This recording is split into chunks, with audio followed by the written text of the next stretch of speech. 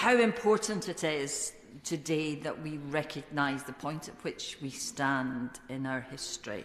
Because often in this place, when we talk about LGBTQ rights, or women's rights, or racial equality, we talk about the journey that we've been on and what we have achieved. And yes, we have achieved a lot. But at this particular moment in our history, we face enormous challenges. The LGBTQ community in our country need to look at us today and know that we will stand up for them, that we will fight for their rights, their right simply to be who they are. But we have faced challenges before, and we've overcome them. I think about Scotland, and my city, my home city in particular of Glasgow, where I was brought up, where in the 1970s, and when I was a student in the 1980s, it had unfortunately garnered for itself the unenviable reputation of being one of the worst places in Europe to grow up gay. And with attitudes which somehow were more polarised in Scotland than anywhere else in the UK. In 1957, a poll showed that more than 80% of Scots did not want homosexuality decriminalised. It was 51% in England. And in preparing for this debate, I found an article for a 1982 student newspaper from the University of Liverpool, whose student union disaffiliated with Glasgow because it refused to allow a gay society to form. According to the union president, it was on the grounds that the age of consent for homosexual sex at that point was 21. And given most students were younger than that, the union did not want to, and I quote, give the impression that the union in some way bestows an unofficial blessing on their activities. And many members of the Gay Society are not interested in a constructive approach to changing the membership's attitude, but using this as a ploy to gain momentum to destroy the character of the union as we know it. You know, there's an echo in that language. There's an echo that we hear today. But imagine how young LGBT people must have felt hearing that, reading that that was the kind of attitude that they had to face on a daily basis. And imagine if you'd been able to tell them that 40 years later, Glasgow would be in the top 5 places in Europe for LGBT people to visit and enjoy.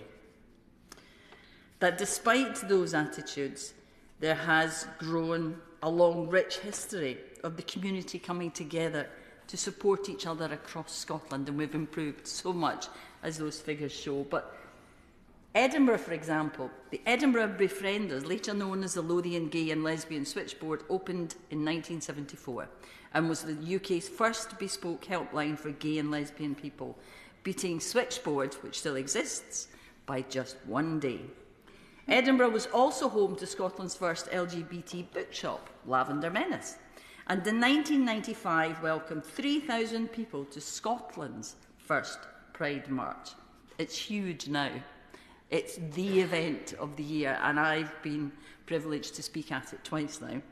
Of course, much of this change has been possible because of public figures, former MPs like Robin Cook, who equalised Scots law and English law on homosexuality. Like Val McDermid, whose 1987 novel Report for Murder featured Lindsay Gordon, Britain's first fictional lesbian detective, and award-winning author Jackie Kay, the second woman and first lesbian to hold the post of Macca, Scotland's national poet. Her work has dealt with race, gender, transgender identities and her own sexuality. It's thanks to people in places like these, so many attitudes, laws and the understanding of LGBT plus people have changed for the better.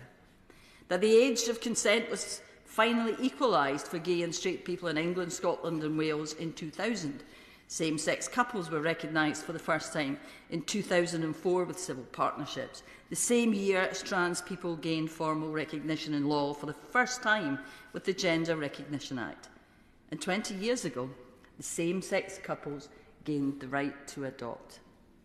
My party, its politicians and its activists, has played a key role in that fight. As for me, the fight for LGBT plus rights is not just another political issue, but like the fight for all human rights, is part of who I am and what I believe and what my party stands for. As has already been mentioned, it was thanks to the allyship and hard work of my noble friend Baroness Featherstone that in 2013, the hundreds of thousands of campaigners and activists across this country finally had their voices heard with the achievement of marriage equality for same-sex couples. Sometimes, though, I think that this focus on the successes of LGBT rights and movement in the UK leads us to think that everything has been easy. Progress came without any great effort. It was quick and natural. And we forget the negatives, we forget the fights that we've been through, the moments of shame, because that is the only word, shame for our country. The treatment of gay men like Alan Turing, who was imprisoned, chemically castrated and shamed for his sexuality. The fact that before 2000 anyone could be dismissed from the armed forces simply for being gay. The public distrust, indeed hatred, that many gay men faced during the AIDS crisis. I grew up during that crisis, and the fear at times and the stigma was palpable in society. And despite the public solidarity and support from many lesbian groups, it continued. And of course, the lasting impact of Section 28 on a whole generation of young LGBT people who were not allowed to see themselves represented in schools or have appropriate protections from homophobic bullying. Now, we may think that these negatives are all in the past, but in recent years, we've seen horrible debates around LGBT rights, particularly trans rights, and they've become increasingly toxic. Many trans people see their identities as denigrated, their experiences ignored, and their lives sidelined in debates about their own rights and their own lives. Too many people forget that at the centre of these culture wars are real people who simply just want to live their lives, be left alone to be who they are. And it's time we moved that debate forward.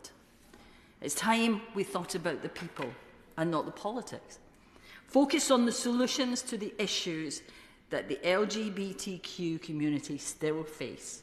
How we tackle the growth in hate crime, the misogyny and objectification faced by lesbians, and address the intersectional issues faced by black and minority ethnic or disabled LGBTQ people.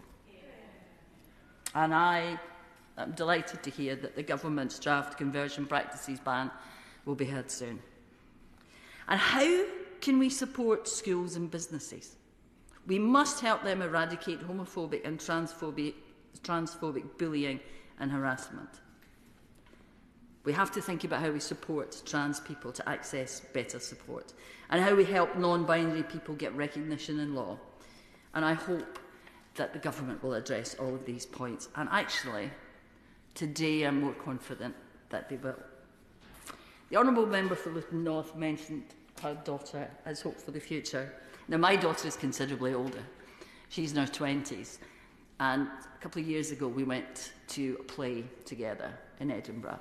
It was, and I always get the title wrong, The Trouble with Jamie, about a young trans cross-dressing guy who wants to wear a dress to the prom, and it causes all sorts of hassle. And I had seen the film and loved it, and it's why we went to the play. But about halfway through, I actually began to find the audience more interesting. And I realised that everybody in the audience under the age of about 35 or 40 was totally engaged in what was happening and was cheering for Jamie and booing his opponents. It was great. And everybody over the age of about 60 was looking stunned and looking round and, what's going on? And we came out and we were walking along the road, and I said this to my daughter Mary, and I said, "Your generation really don't care, do they?"